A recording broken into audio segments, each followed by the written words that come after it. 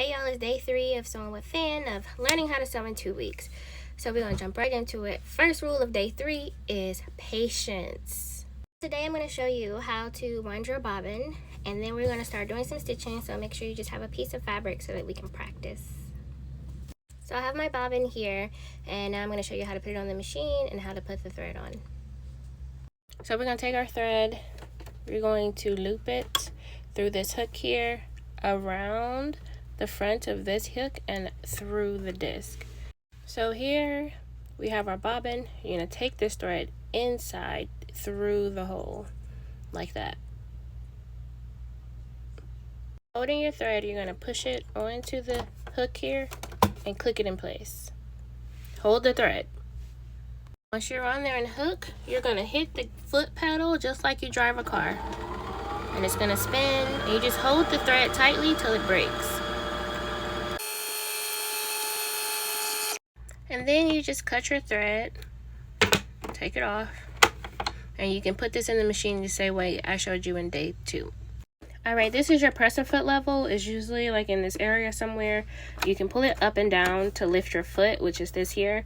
So to start sewing, we're going to lift it up. Make sure your threads are pulled to the back. Take your fabric, slide it right to the back of the foot, or like right to like the needle point. You can see that.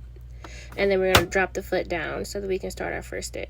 You can do one or two things. You can use your wheel here to turn it towards you to lower your needle, or my machine has a button.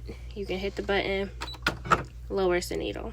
So once you have everything set up, you can start sewing, but remember, like SpongeBob said, slow and steady. You're going to put your foot on the foot pedal just like you would drive a car, your right foot, and you want to slowly start sewing. You might want to hold your fabric a little bit to make sure that it's sewing straight. To reinforce your stitches, you want to back stitch, meaning that your stitches won't come out. I have a reverse button right here, so if I hold it, it goes back. I don't have to push the foot pedal, but that's going to depend on your machine.